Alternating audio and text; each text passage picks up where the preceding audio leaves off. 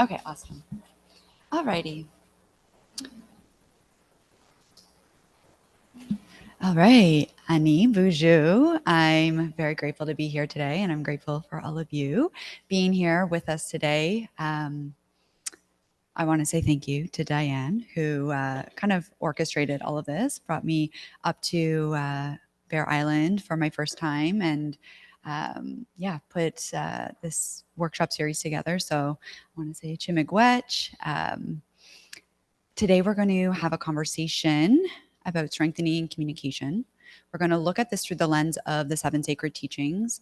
I like using this framework, our core values as an Anishinaabe, our kind of like our guiding lights in many ways. And I think that when we apply different concepts and different subject matter to the 7 sacred teachings, we tend to, I find, grasp them a little bit deeper. And I think it just helps us to understand and to relate to the topic at hand. And so for that part, we're going to be, discussing conscious communication, how that relates to you on a personal and professional level. And again, this can translate into any and all relationships. And then we're going to shift into the second part, a little bit more around personal well-being and personal well-being, in the context of resourcing ourselves to continue doing cycle breaking work. A big part of my work and my mission is breaking cycles myself, for my clients, for my family, communities. And so I want to provide some tools and some techniques so that we can resource ourselves to continue leading our unique missions in our own unique way. So that is just a little high-level overview of what you can expect. I'll introduce myself. I know I got a chance to say hi to most of you, but I'll introduce myself so you have a little more context of who I am, where I'm from, and kind of what led me here today. So, Kina Kwe Nadishna Kaz, Nayashining Ming and Dujaba, Magizian Dodam, Anishinaabe Kwe Ninda. So, my spirit name means the woman who sees the beauty or the artist in all. I'm a member of the Chippewas of Nawash First Nations, just up the Bruce Peninsula. North of Owen Sound. A few of you are kind of familiar with that area. I have been running Freedom School, my business, for the past 6, almost 7 years now. And I launched it in 2019, but I launched it after I kind of went on my own personal healing journey. I became an entrepreneur in 2018, and about 6 months into that journey, I was finding myself bumping up against a lot of lack and limitation and fear and doubt. And I had a few clients at that time, and I was doing very different work from what I now do. But those clients started opening up and sharing with me very similar fears and doubts and lacks and limitations. And I wanted to be able to better serve and support them. But I knew that I first had to serve and support myself. So I went down a bit of a rabbit hole, and I became very obsessed with studying the subconscious mind. And that led me to become a master neurolinguistic programming practitioner, which is a mouthful. Essentially, it's a very fancy way of saying I studied the subconscious mind, and I acquired tools, techniques, and modalities that allowed me to actually get to the root cause of negative emotions and limiting beliefs, internal conflicts. I was able to go back into past generations and within the womb and early childhood and release and reprogram these cycles and patterns that I'd been living with. And so once I started to kind of apply these techniques to my life, I noticed that there were some pretty rapid and radical shifts. And I thought, okay, I'm kind of on to something here. Let me see if this translates to these clients of mine. And sure enough, they were also having some great success. And so I created this unique approach to mentoring, which had very little to do with strategy and system. And it had more to do with our inner world and kind of healing from within and creating, cultivating empowerment and confidence, self-esteem, self-worth, whatever it is that we're seeking outside of ourselves, within ourselves first, and healing those parts of us that doesn't feel worthy or deserving or capable or qualified of having abundance or success or love or joy or whatever it may be. And so launched Freedom School. I was already running it pretty much 100% virtually at that point when the pandemic hit and everything got shut down. So nothing really changed operationally in my business, thankfully, but I found myself stuck in a tiny condo downtown Toronto, and I was guided to relocate temporarily to Tulum, Mexico. So, unbeknownst to me at that time, I was living on Indigenous Mayan land, and I was very connected to just the land there and the way of living. And in a ceremony about 6 months into moving there, I was listening to the drums that were playing, and something awakened within me, quite literally. Something in my heart and soul awakened. It was a soul remembering, and I heard this really loud and clear message. And the message was what I now understand to be Creator urging me that it's time to come home. Rach, you're having fun in Mexico. We see this, but we really need you home on the land, connecting to your roots, to your culture, to your lineage. And so couple months later, I found my way home, and I started visiting community and spending hours sitting around my great Auntie Norma's kitchen table, learning, listening, laughing, going through family photo albums, hearing family stories, and really just immersing myself in culture again. I then connected to other relatives and cousins and started attending ceremony, learning language, which I'm still very far away from becoming fluent, but started learning and picking things up, or our original ways. And about 6 to 8 months into that journey, again, Creator came to me, and this time it was in a meditation, and it was a message of it's time to bring the work home, right? It's time to bring the work you've done on, a more global scale with women around the world. It's really time to bring the work home to Indigenous women, Indigenous community, Indigenous initiatives. And that became the catalyst for what I call the Cycle Breakers movement. And that kind of falls under the umbrella of, or that's sort of the umbrella of all of the work that I do. It falls under this. And my mission is to help others break cycles and to be empowered to keep breaking those cycles, because it's not always easy. It's not always comfortable, but it is important, and it is vital for the health and well-being of our communities. So that's going to be a lot of the conversation we have today. Everything is rooted in empowerment. Everything is rooted in turning the lens inward. And again, it's not always easy and uncomfortable, but when we do this, we find that we lead ourselves differently, and we create this really beautiful ripple effect that impacts our families, our social circles, our networks, and our communities as a whole. So in the workshop today, like I mentioned, we're going to first explore a framework for effective and conscious communication through the 7 grandfather teachings. And I'll go through each one and kind of give my interpretation. And I would love for you to also kind of consider what I have to share through your own lens and interpretations as well. So we'll have opportunity to share and have conversation towards the end, because I would love to also hear your perspectives and, again, your interpretations. It's going to include both educational and experiential elements, because for me, the best way to learn is by doing. And so I can talk and talk and talk, but the information is better retained and better applied when we have a way of integrating it, when we have a way of, kind of piecing it together with a bit of action.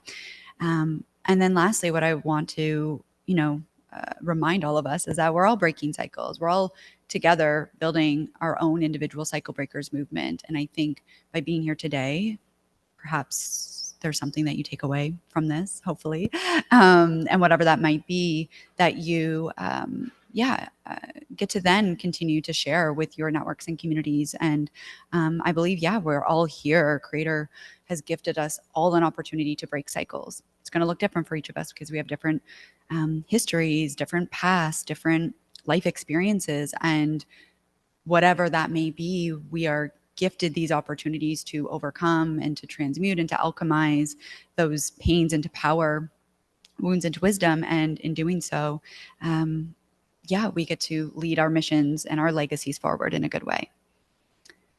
So starting here, so a lot of what I will be sharing is talking.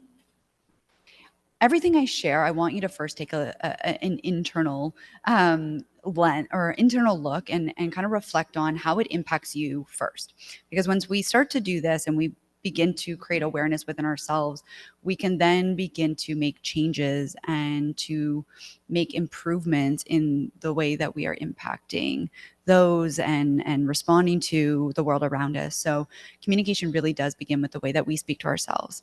And we've all heard the saying, hurt people hurt people. And when we're hurting inside, we're more likely to hurt others. And we may not even be consciously aware of the hurt that we're feeling inside, because a lot of the time we're actually, numb from our own feelings. We're disconnected, dissociated, detached from what's really going on within. And so I invite us to just get curious, to gently observe what narratives we're speaking within ourselves, what we're speaking about ourselves, the way we perceive ourselves, our self-image, and then how that may be impacting the way that we communicate or the way that we speak to others. And so when we begin to become aware, and again, it's not to put shame or judgment or blame on yourself. We're here to grow and evolve and to heal and to do better, right? Because right now we're all doing our best. We're all always doing our best. But when we become aware of perhaps patterns or cycles or layers that are not us actually being at our best, we get to shift, we get to course correct, and we get to rewrite and reframe.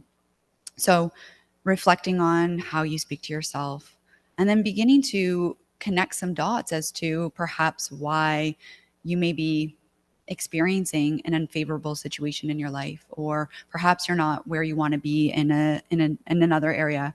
And so shaping or beginning to understand the way that we're speaking to ourselves, we can begin to connect how that's shaping our world. So starting with this, everything that precedes, I want you to just take it inward. How am I speaking to myself? Am I doubting myself? Am I putting blame or shame on myself? Am I putting myself down? Am I saying things to myself that I would be mortified or heartbroken if someone said to me? And we start to realize that, well, we're actually our own worst enemy, or that we're our own biggest bully. And again, we want to begin to befriend ourselves and begin speaking more lovingly and compassionately to ourselves, because in turn, we then get to not only be treated in that same fashion with others, and we treat others in that same fashion. So as within, so without. So in NLP, we have this communication model, and it's really fascinating to me because I think when we consider communication, we're often thinking about the words, what we're speaking. When we look at this, communication is very, very little, has very little to do with our communication as a whole. Only 7% of our communication comes down from the words we're speaking. 38% is our tone of voice, and 55% is our body language. And so when you think about someone you're having a conversation with, maybe they've said something a little abrasively, and they're, kind of got a little bit of an edge to their tone, you're probably going to receive that in a very different way than if they were speaking to you lovingly, kindly. And often we hear like, oh, I was just saying this, but we all know that it's not just that. It's the way that it was delivered, and that's going to impact and influence the way that it's received. And then when we're receiving something in a way where we go on the defense or we feel a little offended, we're probably going to go into a bit of reaction.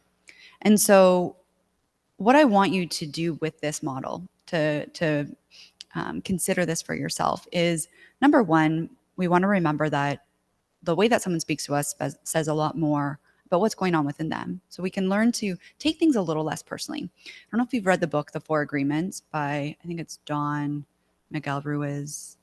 I might be butchering his full name, but it's called The Four Agreements. And one of the four agreements is not to take things personally. And I think a lot of the time we're taking things personally. And a lot of the time it's because someone is speaking to us in a way, the tone of their voice, the way that they're moving their body is indicating to us that maybe we've done something wrong. Maybe we should feel bad or feel shame, or embarrassed.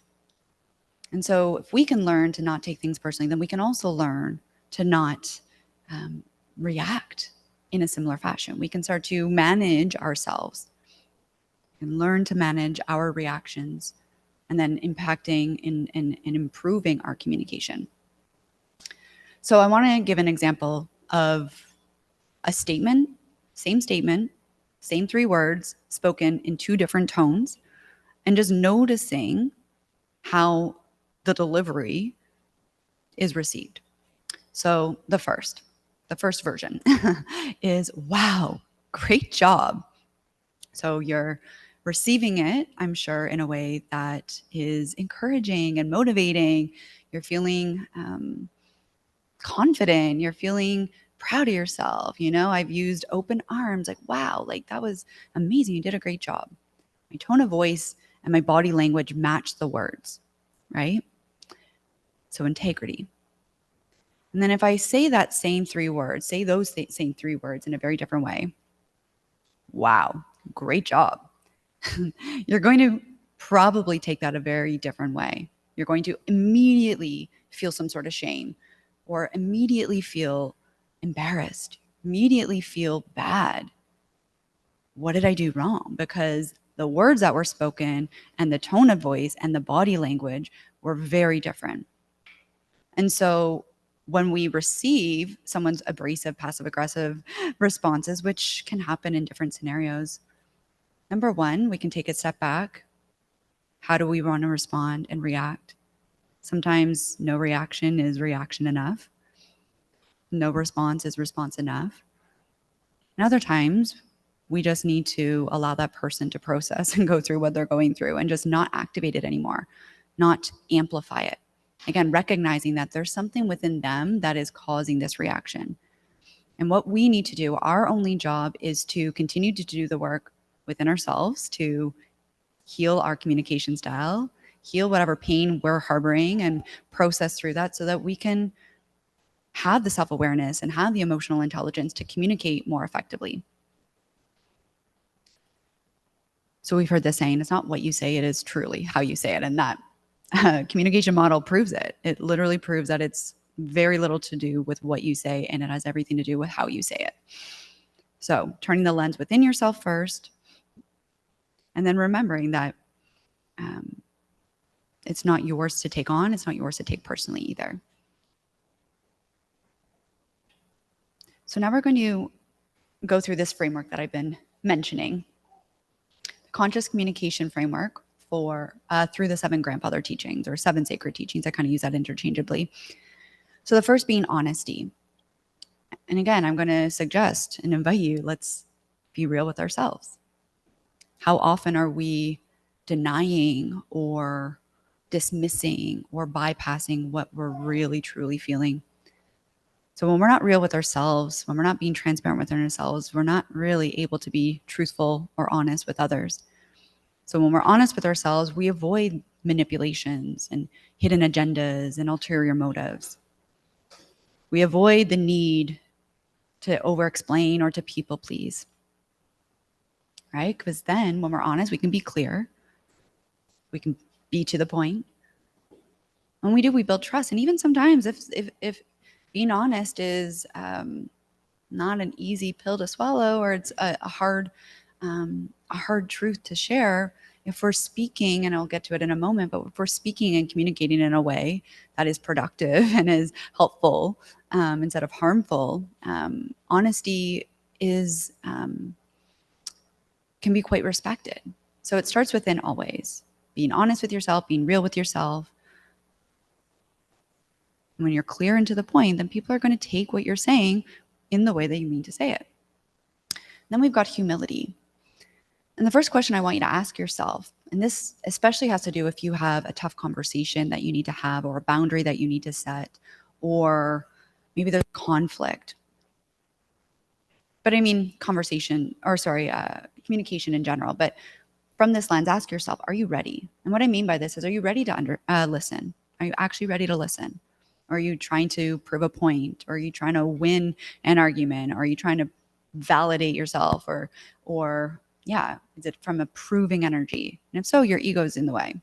Humility is when the ego leaves itself at the door, and we can really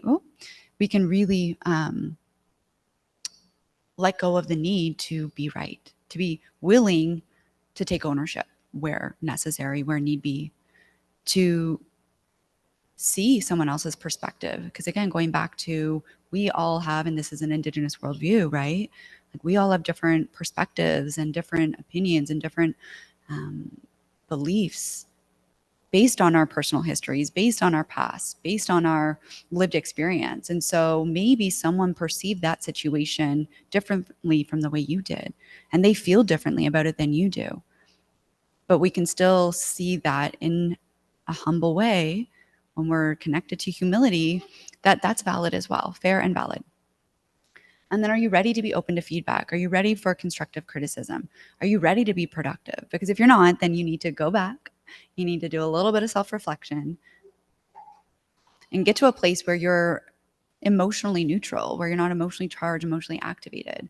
And humility is beyond powerful. It's also important when we think about communication. Are you entering conversations to connect? Or are you entering conversations to talk over people and, again, to prove yourself or make yourself known and seen, right? There's a way that we can connect through communication rather than overstepping or bombarding people with what we need to say or think we need to say. Then we've got love, and humility and love definitely go hand in hand. When your ego steps to the side, we can lead with love, right? We can communicate with compassion and kindness, right? Leading with the heart. We can speak calmly. And even if in this example, or a fictitious hypothetical example is, there's a conflict that needs to be addressed. And maybe this conflict is in a romantic relationship. And maybe this is the beginning of a conversation where the relationship is ending. A lot of the time people enter into conflicting or argumentative conversations with their ego leading the way in their heads. And so when we lead with love, we're connected to our heart. We can approach conflict openly, and we can still seek to connect and resolve. And sometimes, even if the resolution is to end a relationship, you can do so in a way that feels good in the end, where you're walking away not regretting something that you maybe said in a heated moment. You can still walk away from someone with love in your heart for the experience that you had together. You can walk away maybe not fully agreeing on, what's happened, but still, again, being open to respect those differences. And then we've got truth. This is about integrity, aligning your words with your values, walking the walk, talking the talk. Similar to honesty, but I feel like this goes a little bit deeper. What are your deep truths? What are your truths? What are your values? So when you're connected to your truth, you're not inflating, exaggerating, fabricating. You're just walking the walk, talking the talk. You know what they are. And you lead yourself accordingly. And again, this honors an Indigenous worldview. My truth may be different from your truth, but we can still come together in circles and connection and community and still love one another just the same. My auntie used to always say that, in community, in Nawash, she would always say there's a lot of brokenness in our community. There's a lot of pain, and we can understand where that pain comes from. Right? We see this in a lot of our communities. There's a lot of pain. There's a lot of hurt. We know there's implications from residential school systems. Both my great auntie and my late grandfather were residential school survivors. And I see the ripple effects of that in the lineage and in the family. My auntie Norma, despite what she had gone through, despite her experience in residential schools, she chose love. And she would say anytime someone would treat her unkindly, she'd say, I love them just the same. And I always think of that because I'm like, if my auntie, who has been through what she had been through, she had to give up her status when she got married to a non-Indigenous man and only got her status back in 1985. If she can still hold love in her heart and still see others through that Indigenous worldview, through that lens, despite what she had gone through, we can all, there's hope for all of us, right? She chose to turn her pain into power. And then we've got wisdom. And this is another quote my auntie Norma used to always say. And I think my grandpa Josh, my great grandpa Josh, I should say, is where she picked it up from. Your tongue is your biggest weapon. So when I think about wisdom, I think about maturity. I think about using emotional intelligence and using our discernment, like speaking wisely, using our words wisely, because our tongue truly is our biggest weapon. Like we saw, it's not necessarily what we're saying, it's how we say it. So you can choose, you can control the way that you're delivering what it is that you want to say. You can choose to say it passive aggressively and angrily, or you can choose to breathe through it on your own, regulate yourself, which we'll do momentarily, and connect and communicate in a way that still, leads with love. So when we use wisdom in communication, we take a step back. I know for me, I need to write things down. If I need to have a really big conversation with someone, a tough conversation, I have to write things down because I can get really emotionally charged. I know that about myself. And so I need to calm myself down, and I need to almost like get my head clear, because often those emotions can cloud our judgment and cloud our ability to speak calmly or gently. And so I then create a pathway to speak with intention, how and what to speak. And our words are powerful. They cast spells. So going back to what I was mentioning at the beginning, if we consider the way that we communicate with ourselves, and we realize that we're not being really kind to ourselves, we're saying a lot of mean, hurtful things to ourselves, how can you rewrite your vocabulary? How can you eliminate certain words and phrases from your vocabulary, knowing that they cast spells, right? It's called spelling for a reason. They cast spells.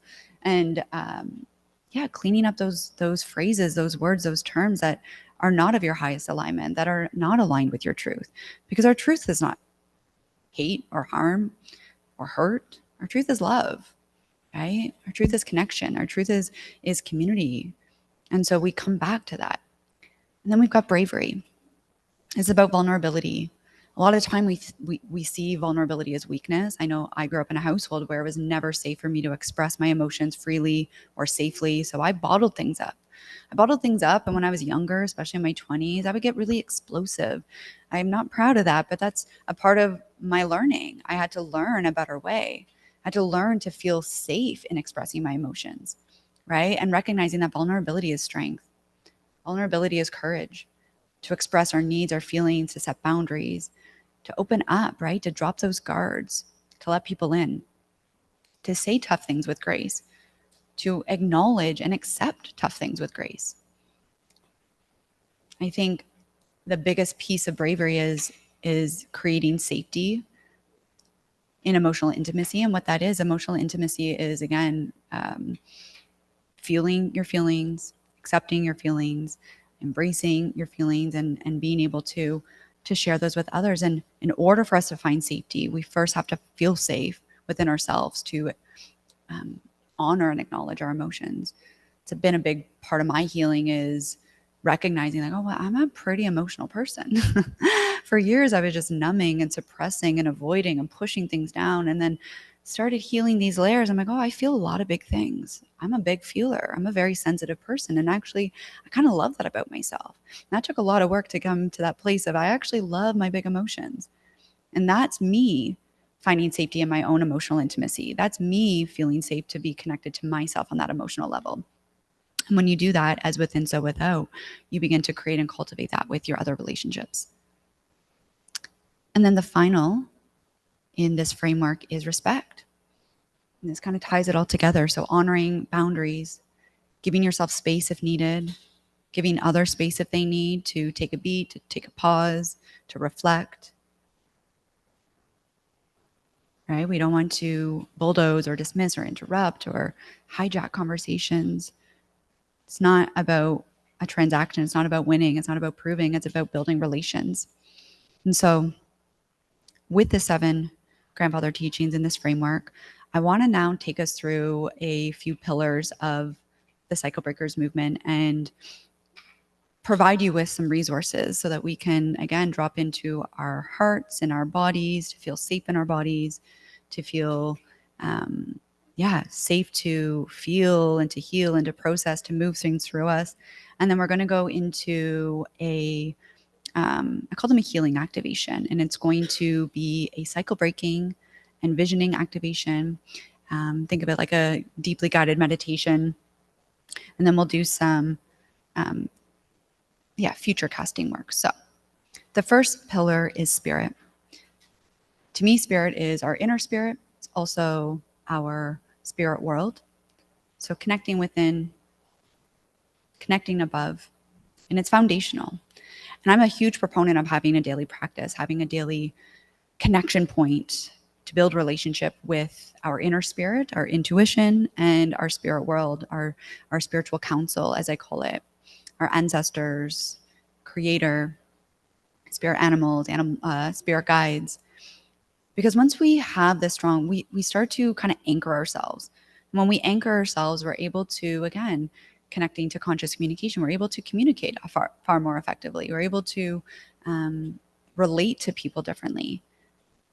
A lot of us are living in this autopilot. We're just going through life, floating through life, even very disconnected, very unconscious.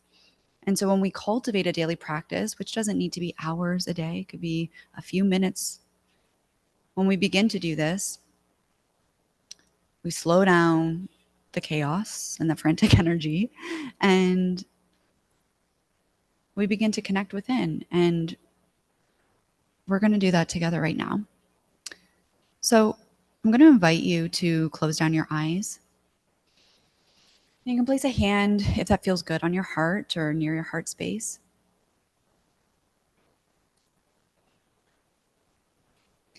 And I want you to invite in your spiritual counsel. And like I said, this is creator, spirit, God, source, universe, whatever you connect to, your ancestors, maybe ancestors that you connect with regularly, maybe ancestors that want to be here with you today. Just allow yourself to be surprised and delighted by who wants to show up. Spirit guides, spirit animals, whatever, whomever.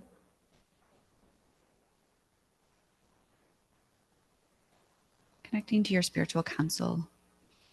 And just feeling that presence, feeling that energy in your heart space.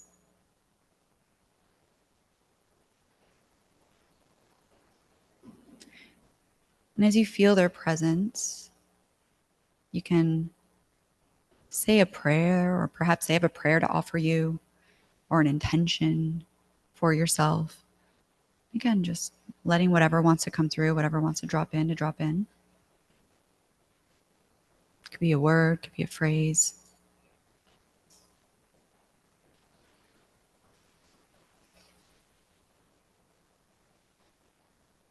And whenever you're ready, you can gently open your eyes again. If you want to write anything down that you received, you can do so. And that's really how simple and easy and effortless and accessible connecting to your spiritual counsel is. The more consistent we become with this, look, your spiritual counsel wants to be with you. They're already with you every day. But they also like that invitation. They operate on free will. They're sovereign, just like we are. And so giving yourself permission to take some time out of your day for a simple daily practice such as this allows you to strengthen your inner spirit, right? Again, a lot of the time we're just not even listening. I remember one point in my life, I was starting to go deeper into my own healing journey, and I was working with a Reiki energy healer, and he was like, Rachel, you have a really, really strong intuition, but you don't listen to it. And I was like, I do. And he's like, you just don't listen. Your guides are telling me that you just don't listen. They're speaking to you all the time. You're just not listening. And it was shortly after that I started meditating regularly. And through that meditation practice, I started to actually listen. I actually heard what they were saying. I actually acted upon what they were saying because I started to trust that guidance as real and as valid. And that I did not, in fact, have all the answers myself, which I thought for a very long time. So here are just a few ways and reasons why a daily practice, such as what we just did together, and you can add to it. You could sit in a 15, 20-minute meditation if you want. You can do breath work. You can do daily nature walks. You can do all sorts of things. I'm not going to tell you what that daily practice needs to look like. That's for you to discover. But what happens with the daily practice is, number one, you start to drop out of your head and into your heart. Quiets the mind, softens the ego, invites presence, helping us to speak from the heart, using compassion, not coercion, not control. Divine intervention takes place, right? When we quiet our minds, when we connect, when we give ourselves and our spiritual counsel permission to work with us and through us, it taps us into this wellspring of wisdom beyond the conscious logical mind. Some of my most brilliant ideas, in fact, the whole vision of leading workshops and working in community came from a meditation, came from my own daily practice. And that took time to get to the place that I'm at with my daily practice, which can be lengthy at times. I don't think everyone needs to have it that long, but it does allow us to receive insight, guidance, and medicine from spirit beyond what our conscious mind can even fabricate. And then conflict resolution. So again, connecting to conscious communication. If you're plagued with a problem or a challenge or a tough situation, having a daily practice, it just basically you're creating slowness, stillness, and spaciousness. In doing so, calms your nervous system so you can respond instead of react. And then opening space. Sometimes our biggest problems and challenges are not ours to actually solve on our own. And what I mean by that is we don't have to carry the burden. We don't have to carry it all on our own. We don't have to figure it out all on our own. And so having a daily practice, daily connection point, allows us to receive higher resolutions, right? And again, often if I'm challenged with something, I'll offer some tobacco. I'll say a little prayer. I'll meditate upon it. I'll go for a big long walk. No headphones, just listening to nature, and a solution of sorts appears. And so daily practice to me is one of the best ways to connect within and connect above. And so I'm going to invite just a little bit of further reflection here. And if you want to jot things down, beautiful. If you want to write down the questions and take time on your own time, beautiful. So if you carved out just 5 to 15 minutes each morning or each evening for yourself, what would you want that to include? What would that look like? And we want to stay consistent. So what really feels sustainable for you right now? And then reflecting back on our 7 grandfather teachings, the framework for conscious communication, how would you identify your current communication style with yourself and with others? And so with others, it could look different for different relationships with your loved ones, or your partners, or your parents, or your children, or your colleagues and coworkers, your friends. So reflect on how you're communicating with yourself and how different relationships in your life look in terms of communication. And then reflecting on the framework. Did you recognize anywhere to improve? Maybe it's humility, maybe it's honesty, maybe it's love. And again, maybe that's more for yourself than it is for others. But just reflecting on any area that you're called to improve. Maybe it's a different teaching for different relationships in your life as well. So just considering these are really just for your own self-reflection to create small improvements, which compound. So the second pillar is body.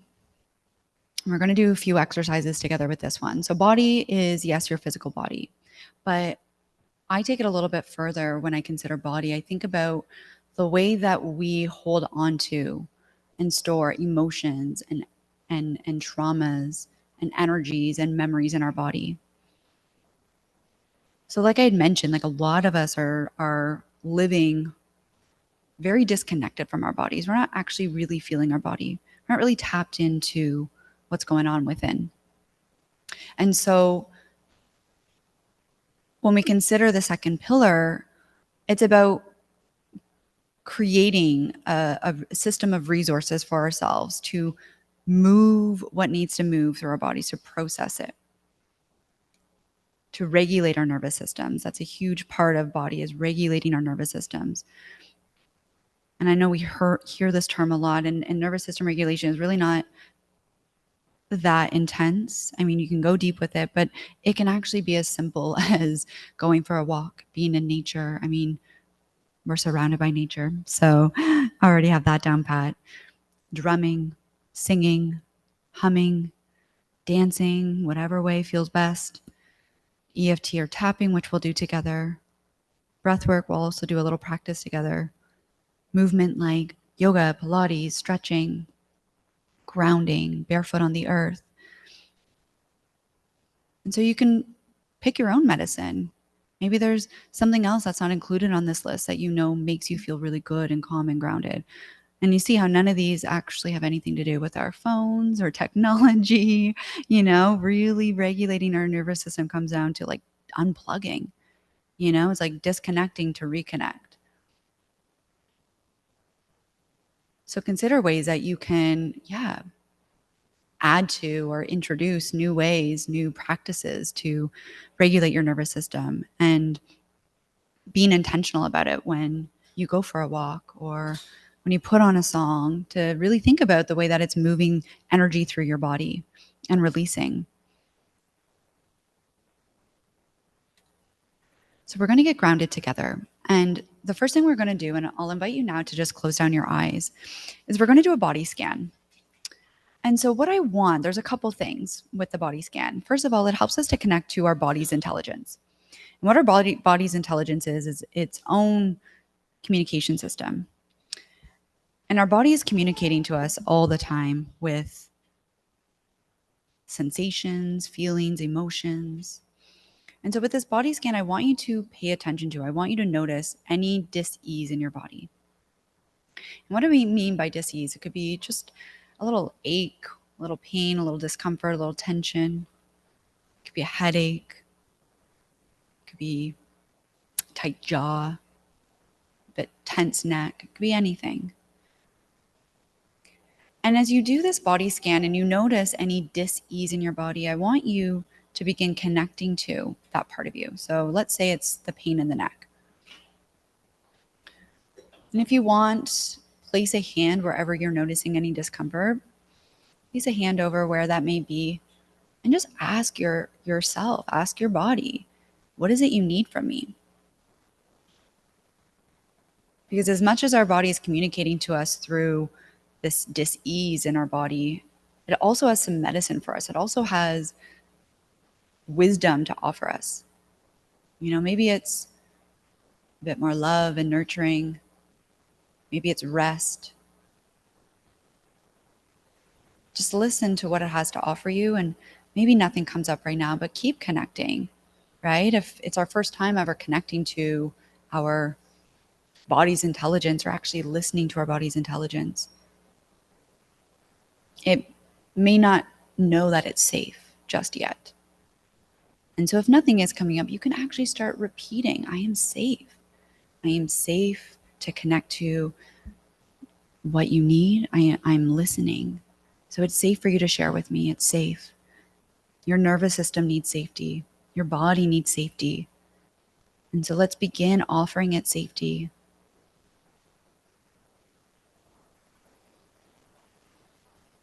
When dis-ease in our body is unprocessed and unattended to, it can manifest as disease. And so when we begin to recognize and tune into those early signs of dis-ease, let's process, let's connect to, let's work through before it turns into something more serious. There's a book that I have up here and I can pass it around, but it's a book by Louise Hay, which many of you may be familiar with. It's called You Can Heal Your Life.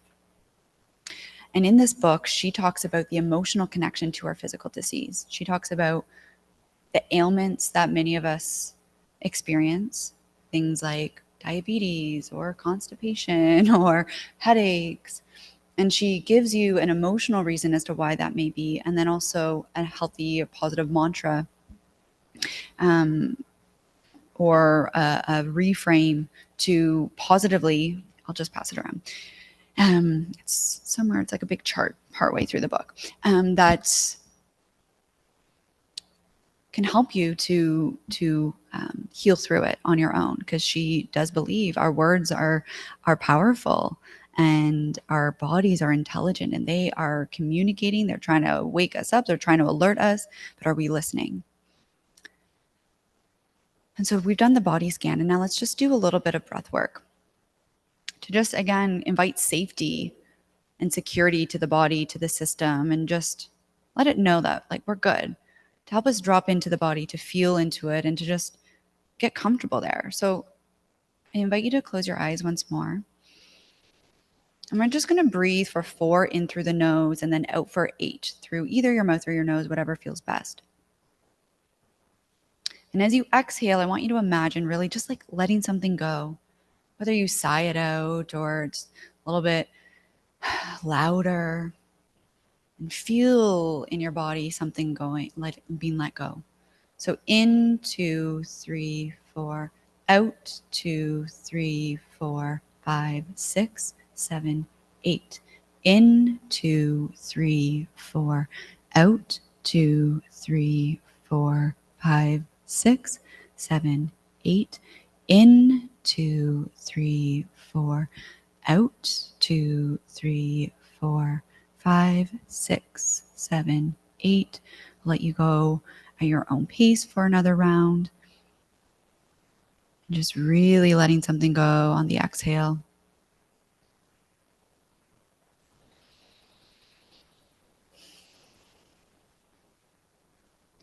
And then at the end of that next exhale, we're going to do one more exercise.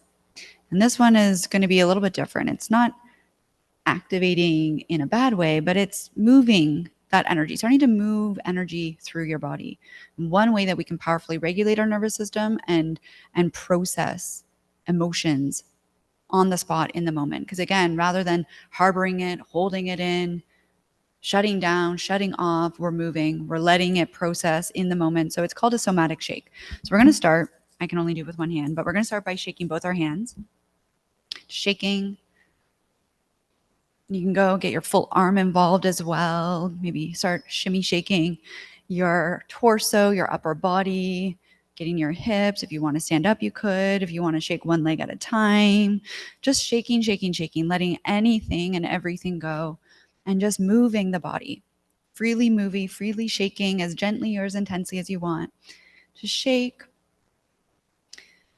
Not minding your neighbors because we're all doing this. Just shaking, shaking, shaking. And then we're going to exhale something really loud out of our system. So exhaling, louder.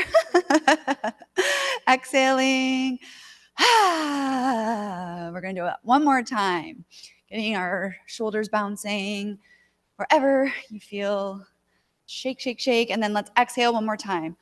And then you can find yourself back to seating if you're standing. And place a hand over your heart. And just notice how your body's feeling now. I know for me, my chest is beating a little bit faster. I'm feeling a little lighter. Pumped a few endorphins, so I'm feeling a little happier.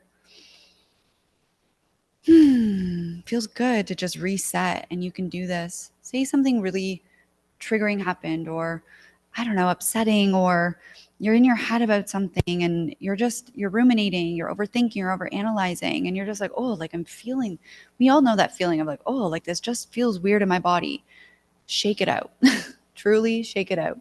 Take 30 seconds, take 3 minutes, take 30 minutes. It doesn't matter. I mean, 30 minutes of shaking would be a lot, but put on your favorite song and shake it out, dance it out, whatever you need. This is how we move our soma. This is how we move those energies and those emotions out of our body instead of sitting with them, instead of them getting trapped in our system. Because that's often what happens. They get stored, they get trapped, and they get stuck. And so doing a body scan of where are you feeling that discomfort? Where are you feeling that disease? Gently breathe it out. You can do that breathwork practice anytime. In for 4, out for 8. And then lastly, shake it out. Shake it out. Shake it out at your desk, shake it out in the car, shake it out in your bedroom. It doesn't matter. You can do that anytime, anywhere. And now we're going to tap it out. So I don't know if anyone's heard of tapping. And I want to actually gauge from some of you, all of you, really. We're going to do a tapping sequence together. I'm going to get inspired by something that you may be experiencing.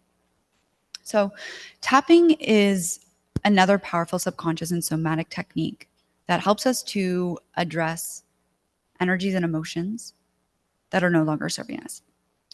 So it uses Western psychology, kind of like talk therapy, with Chinese acupressure, tapping on different points in our body along the energy meridian. And so what happens is when we're feeling activated, triggered, upset, when we're feeling lack or limitation, our energy system kind of starts to go a little haywire.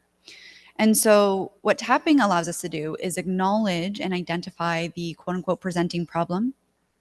And then allows us to move that energy out of the system by acknowledging it, by reframing it, and then empowering ourselves out of it.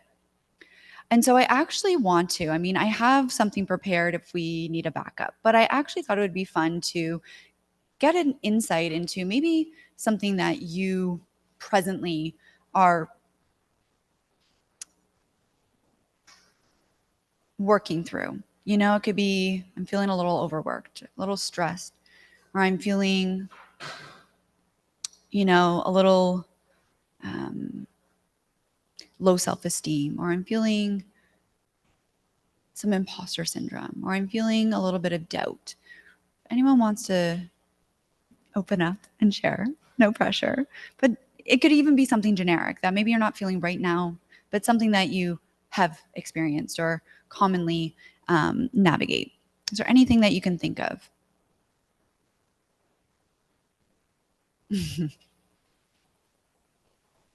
Anything that you want to tap out specifically?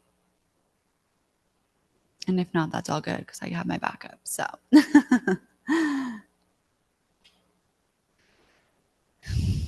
okay, we'll do the backup. And it's really just going to be an energy clearing, very simple. But what you need to do is tap where I'm tapping and repeat after me. That is as simple as it is. So, it might be hard for me because I've got this, but I'll do my best. I'll be able to make it work. What I want you to do first is rate your energy on a scale of 1 to 10, because we're going to see how we're feeling right now and then how we're feeling at the end. So on a scale of 1 to 10, how are you feeling right now? You can put up your fingers. It's not to shame or blame or compare. Got it. Okay, beautiful. 6, beautiful. Okay, 6, 8. Amazing. Okay. So if you've never tapped before, like I said, it is so simple. It might seem a little kooky, but that's okay because we're here to learn new things. I'm just going to pull it up. Very simple energy clearing one. And honestly, once you get the hang of the tapping points, you could do this on your own. You could become your own self-healer from this. There's amazing YouTube videos with tapping sequences of all sorts of whatever you may be experiencing. So we're going to tap. I'm a lefty, so I always tap with my left hand. But you can tap whatever which way. And you're just going to repeat after me. Tap where I'm tapping and repeat after me. I'm going to be looking down at this. So just make sure you're watching me. Okay. So tapping on the karate chop point first. We only do this point at the beginning and then not again. So I'm not going to keep doing it because it's a little awkward, but keep tapping the karate chop. So even though I've been holding on to so much, repeat out loud to me. Even though I've been holding on to so much, just so much, beautiful, pain, pressure, old patterns, I deeply and completely love myself. I deeply and completely love myself. Beautiful. So keep tapping that karate chop point. Even though I've been carrying burdens, I deeply and completely accept myself. Deeply and completely accept myself. And even though I have judged or doubted myself, I deeply and completely forgive myself. Completely forgive myself. Beautiful. So now we're going to tap. We're going to ditch the karate chop point and we're going to tap above our upper eyebrow. And then I will lead you through this sequence, okay? So this heaviness and pain in my body,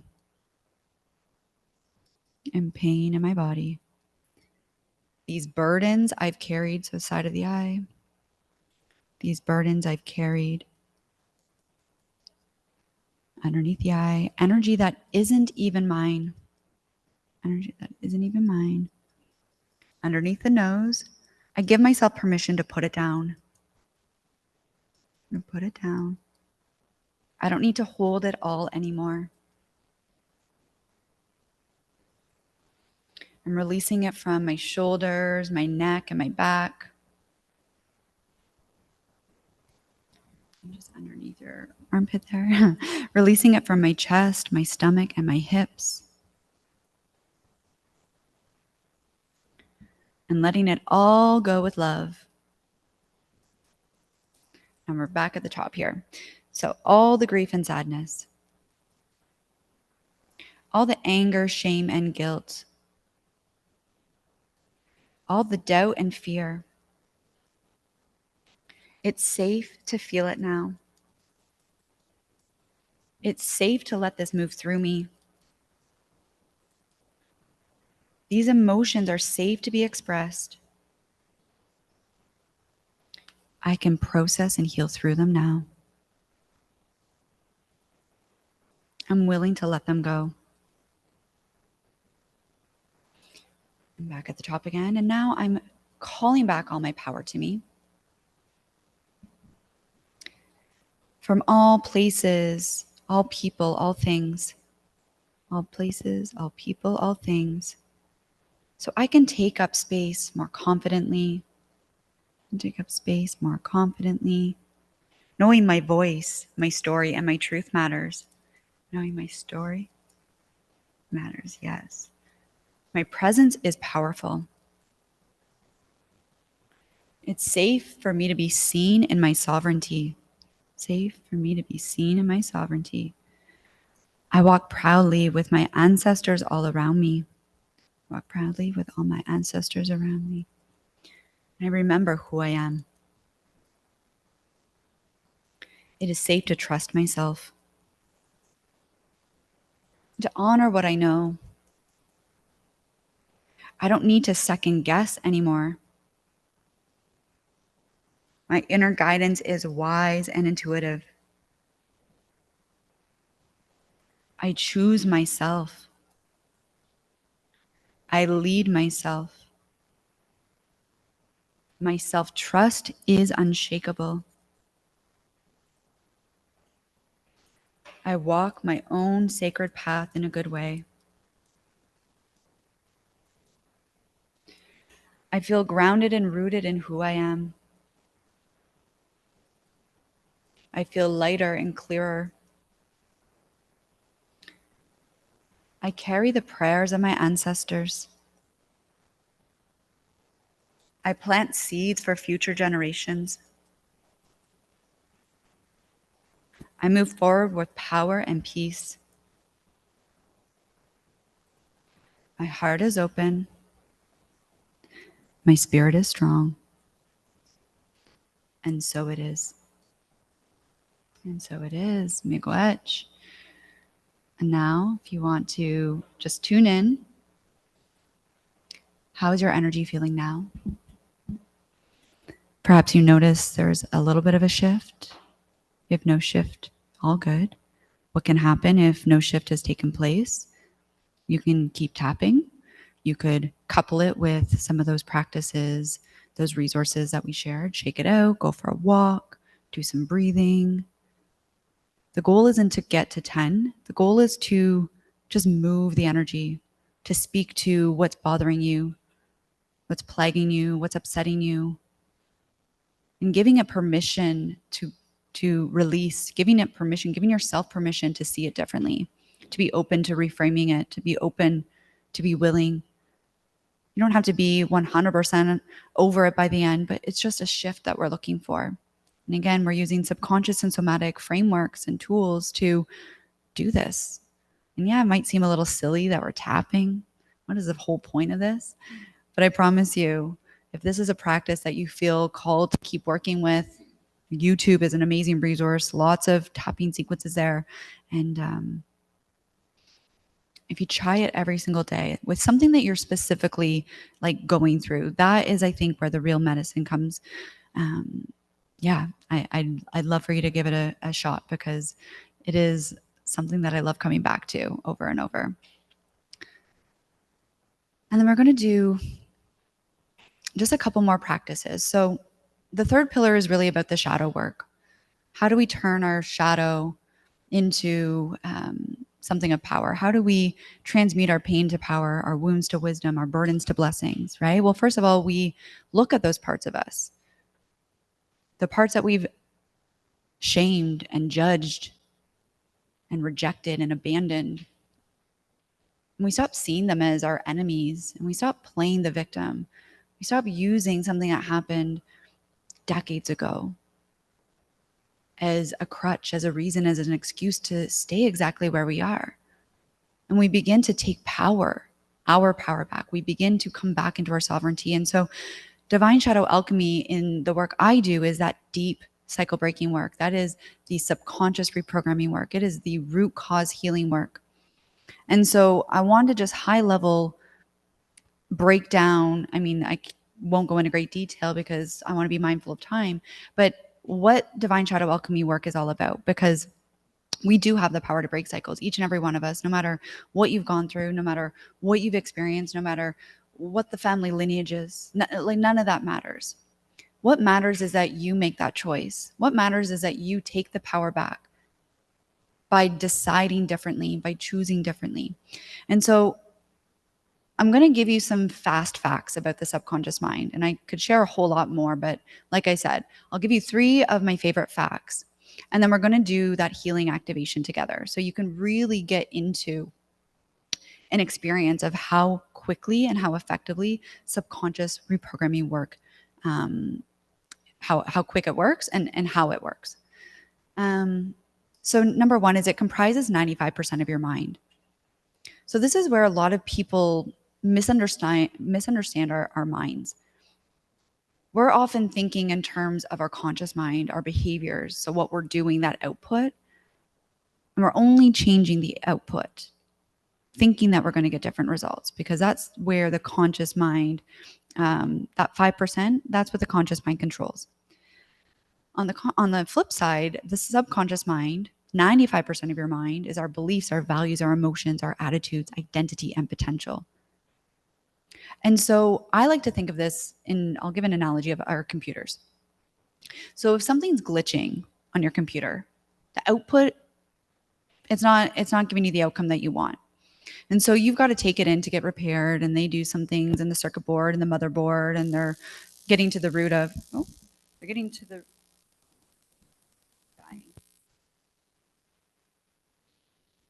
so you take it in, get repaired, and they fix it all up, and then the output starts giving you the result that you want. So what we've done is we've changed the inner system to get the outer result we want. And so where a lot of people get this a little backwards is that they're doing the things differently, but they're getting kind of the same results. Maybe they're initially getting the result they want, but then all of a sudden they're going back, defaulting back to the way it was before. And why is this? I'll give an example of New Year's resolutions. A lot of the time people are starting January 1st with a really audacious goal of, becoming really healthy, really strong, really fit.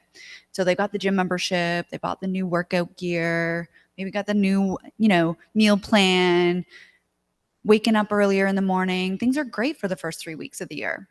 And then by the end of the month, you're kind of starting to slow it down a bit. Waking up so early doesn't feel as exciting anymore.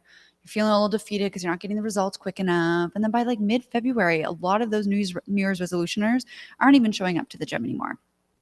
And why is this? Because going into point 2, all they've done is set the goal at the conscious level. But we actually co-create and manifest. We achieve our goals. We get our goals from the subconscious mind. So if you've just spoken out loud or written down or said to yourself, I'm going to become really strong and fit and healthy this year. Beautiful.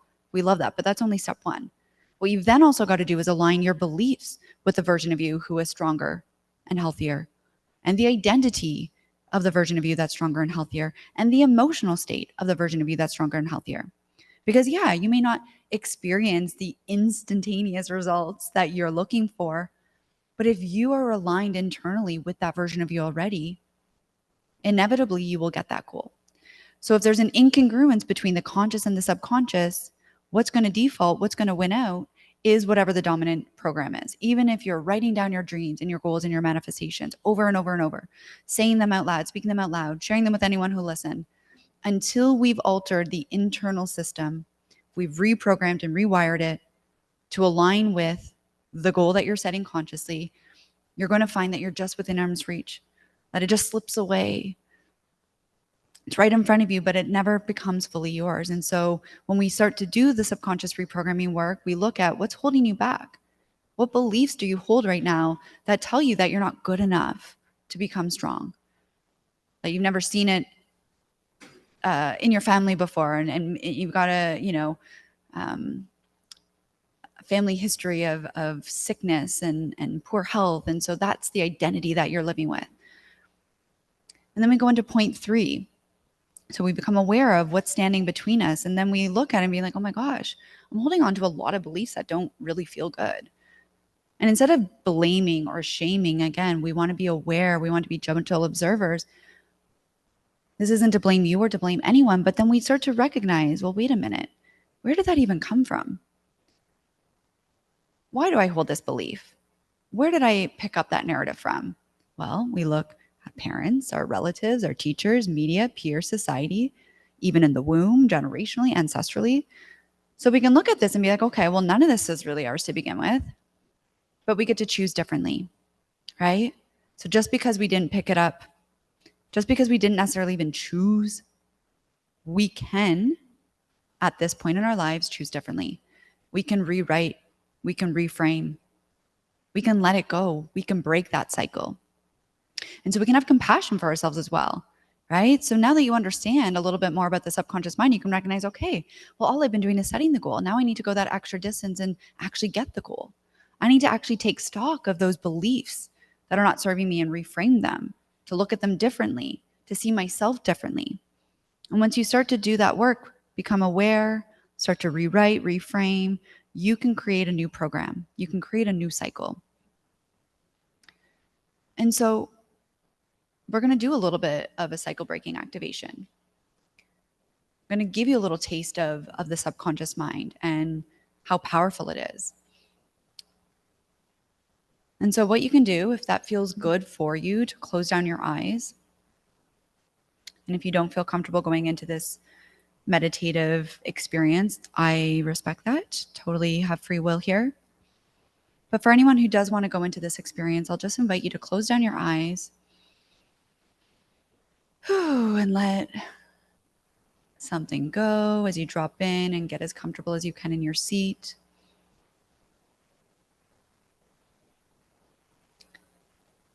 And I want you to just begin to soften your facial muscles.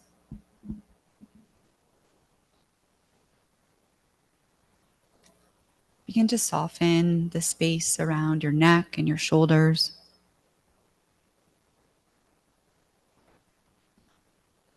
Begin to soften your chest, your abdomen. We hold a lot of tension in those stomach muscles. So just feeling those loosen a little down to your hips, all the way down into your legs, your feet. Just feeling really anchored into the seat beneath you, feeling really grounded, very supported, feeling safe, reminding yourself you are safe. You're going to imagine yourself at the top of a staircase. And as you begin to take each step down this staircase, you notice yourself becoming a little bit more relaxed, a little bit more calm, a little bit more peaceful. Taking that first step down, just feeling even more relaxed.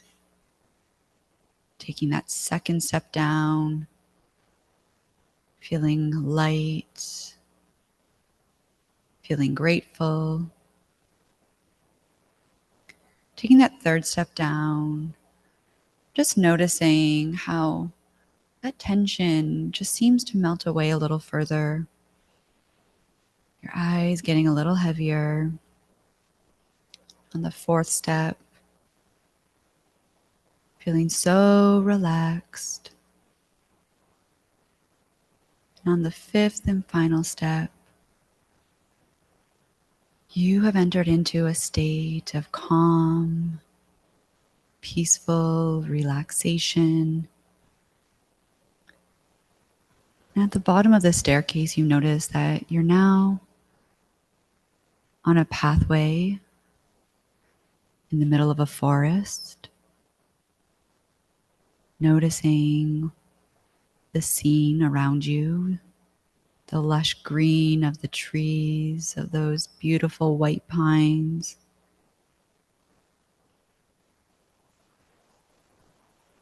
Smelling the smells of the forest bed,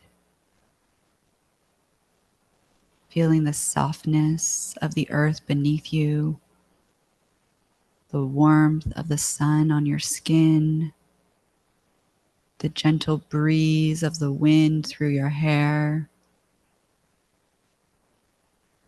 Just feeling really, really safe, really grounded on this beautiful ancestral land. Continuing to walk down this pathway.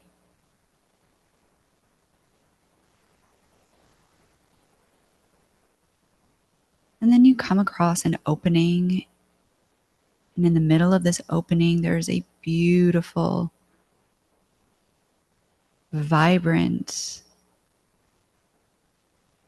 warm, ancestral fire. As you step closer safely towards the fire, you feel the heat emanating. You hear the cracks, the crackles, and the pops.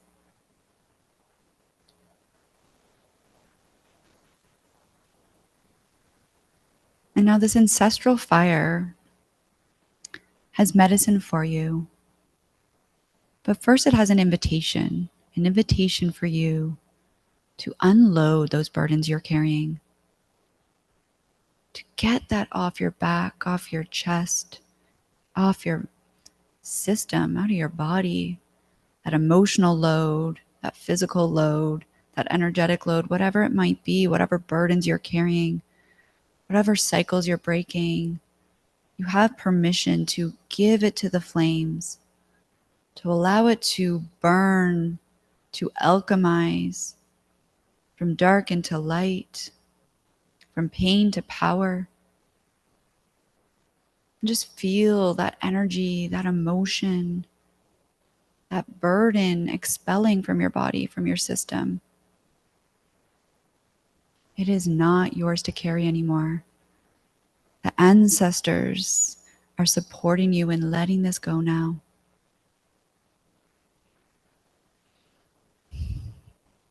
You are safe to let it go now.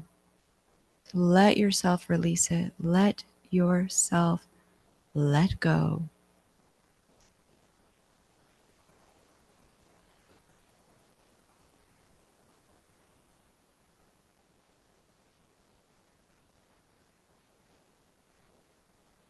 And as you release what is no longer yours to carry, you notice your spiritual counsel popping up all around this beautiful fire. And they've got medicine for you now. They've been waiting for you to let these burdens go so they can offer this medicine to you. So let yourself listen, to learn, and to receive. What is it they have to offer you?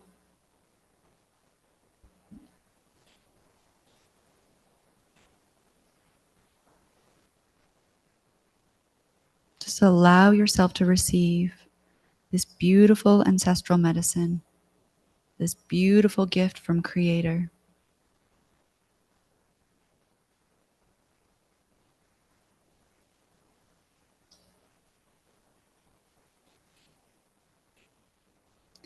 Maybe it's next steps for your mission. Maybe it's wisdom for your purpose. Maybe it's guidance, insight, clarity. Just allow yourself to receive.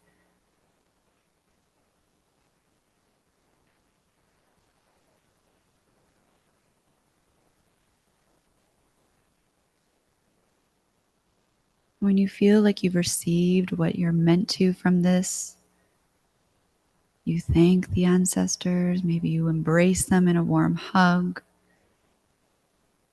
You give your gratitude and appreciation for this beautiful experience. And you continue walking to the other side of this clearing, where you find yourself in a beautiful field of your favorite flowers, the most vibrant, luscious garden, field, bed of flowers. And let yourself frolic in this energy, letting yourself integrate with what you just received. Just feeling this energy really drop into your system, really letting yourself accept it, to receive it, to hold it. And you find yourself in a bit of a clear patch in this field. Just lay now on your back, looking up into the blue sky, the clouds dancing and moving above you, the sun beaming its radiant rays on you.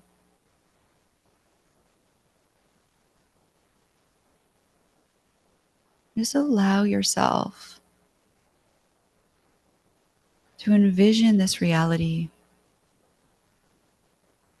the reality where your purpose is fulfilled, where your mission is fulfilled.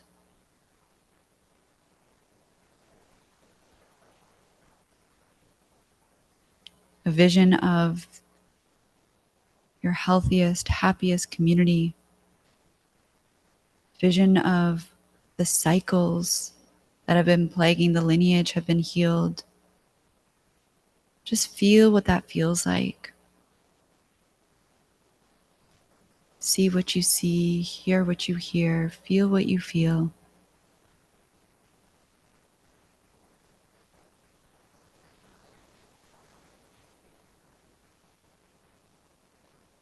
Just know that in this moment it is all possible, it is all available, and you are creating this. You are in the creation mode.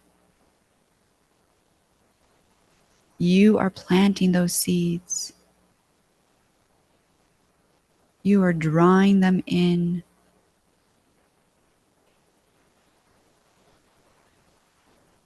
Feel that in your heart.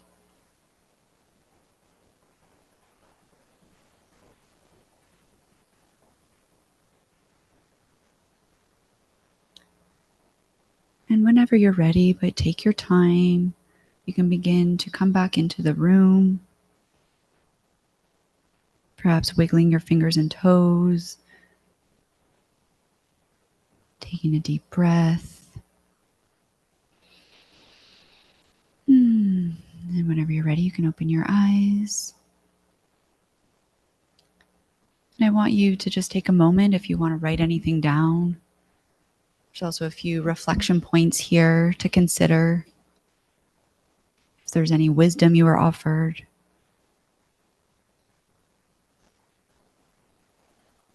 the vision you received, how it felt to think about the future. Just write anything down.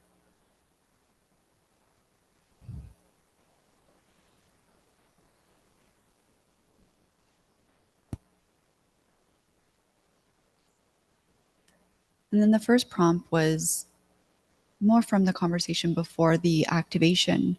But considering your dominant beliefs, are they empowering or disempowering? And reframe anything that is no longer serving you. To rewrite your vocabulary, rewrite your future. And then the fourth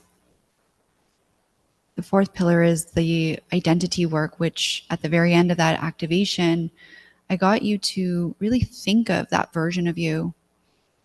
And so again, you may want to do this on your own time, but if anything came up for you around this vision, what you just got a taste of is who you need to become in order to fulfill this work.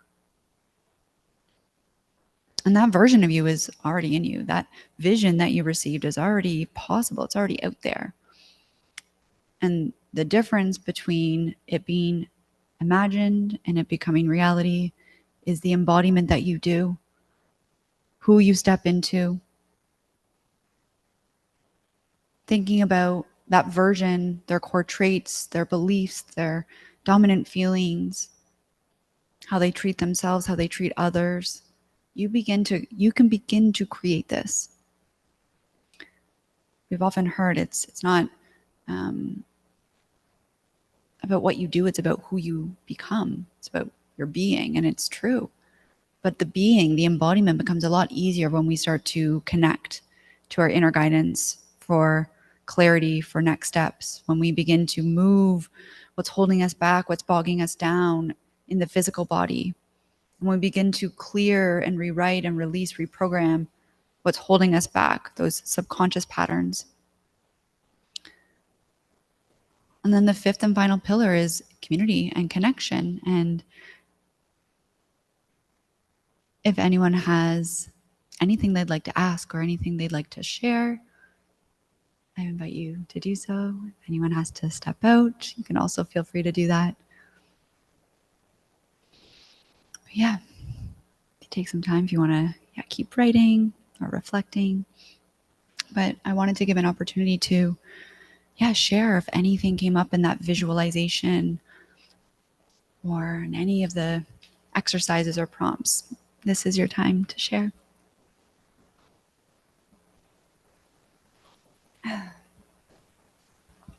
Yeah.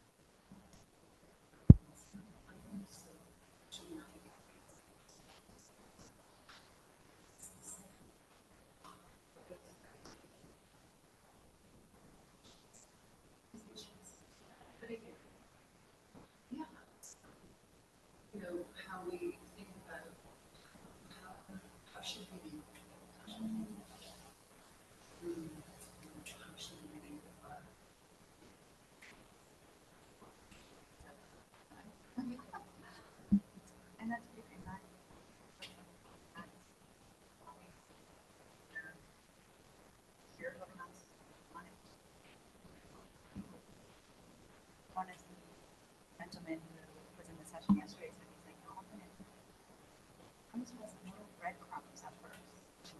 Magic, medicine is in the reflection of breadcrumbs. But I think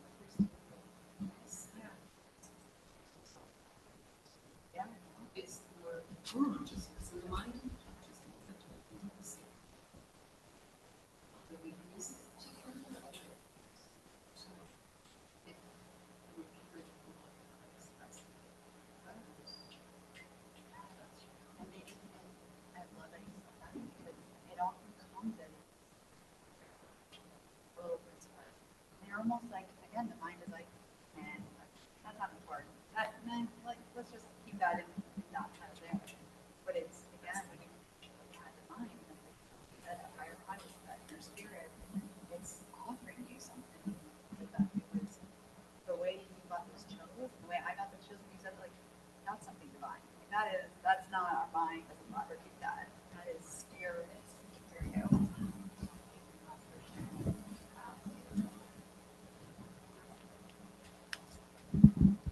share? No? Beautiful. Well, thank you. Oh, this. And feel free if you want to share something with just me. I understand I don't want to put anyone on the spot, but yeah, I just want to say miigwech for your time and for being here and being willing participants in these practices. Well, I'll use this, I guess.